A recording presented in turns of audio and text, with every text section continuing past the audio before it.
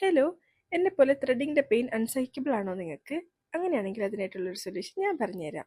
നമുക്കൊരു razor use ചെയ്തിട്ട് eyebrow shape ചെയ്യാം. അതിനായിട്ട് നമുക്കൊരു കാജലോ ഐബ്രോ പെൻസിലോ യൂസ് ചെയ്ത് ഐബ്രോയുടെ ഷേപ്പ് നമുക്ക് വേണ്ടുന്ന ഷേപ്പിൻ്റെ അനുസരിച്ച് നമുക്ക് ബോർഡർ നല്ല കാര്യമായിട്ട് വരച്ചു കൊടുക്കാം. ഫസ്റ്റ് ടൈം റേസർ യൂസ് ചെയ്ത് ഐബ്രോ ഷേപ്പ് ചെയ്യുന്നവർക്ക് ഇതൊരു ഹെൽപ്പായിരിക്കും. കുറച്ച് നാൾ കഴിയുമ്പോൾ നമുക്ക് എക്സ്പീരിയൻസ് ആയി കഴിഞ്ഞാൽ പിന്നെ നമുക്ക് ഈ സ്റ്റെപ്പിൻ്റെ ആവശ്യമില്ല. അത് കഴിഞ്ഞ് ഈ സ്റ്റെപ്പ് ഓപ്ഷനിലാണ് കേട്ടോ. ഇത് കുറച്ച് മോയ്സ്ചറൈസർ എടുത്തിട്ട് ഈ ഐബ്രോയുടെ ചുറ്റുമുള്ള, അതായത് നമ്മൾ ഹെയർ റിമൂവ് ചെയ്യാൻ പോകുന്ന ഏരിയയിൽ കുറച്ച് അപ്ലൈ ചെയ്ത് കൊടുക്കുകയാണ്. നമ്മുടെ സ്കിന്നിൽ പെട്ടെന്ന് മുറിവൊന്നും വരാണ്ടിരിക്കാനാണ്. അത് കഴിഞ്ഞിട്ട് നമ്മുടെ റേസർ ഇതുപോലെ ഒന്ന് ചരിച്ച് പിടിച്ചിട്ട് നമുക്ക് എക്സ്ട്രാ ഹെയർ റിമൂവ് ചെയ്ത് കൊടുക്കാം. വളരെ കെയർഫുൾ ആയിരിക്കണം. നമ്മൾ ബോർഡർ കൊടുത്തതിൻ്റെ അകത്തോട്ട് ഉറപ്പായിട്ടും നമ്മുടെ ബ്ലേഡ് വരാണ്ട് പ്രത്യേകം ശ്രദ്ധിക്കണം. അതുപോലെ നമ്മുടെ കണ്ണിൻ്റെ ഏരിയയിലോട്ട് വരുമ്പോൾ, അതായത് നമ്മുടെ ഐബ്രോയുടെ താഴത്തെ പാർട്ടിലോട്ട് വരുമ്പോൾ സൂക്ഷിച്ച് നമ്മുടെ ഐലാഷസ് ഒക്കെ കട്ട് വീഴാൻ ചാൻസ് ഉണ്ട്. അപ്പോൾ അതൊക്കെ സൂക്ഷിച്ച് ചെയ്യാൻ ശ്രദ്ധിക്കണം. അതുപോലെ നമ്മൾ ഈ സ്റ്റെപ്പ് ചെയ്യുമ്പോൾ ഉറപ്പായിട്ടും നമ്മുടെ റേസർ നല്ല ക്ലീൻ ആയിരിക്കണം.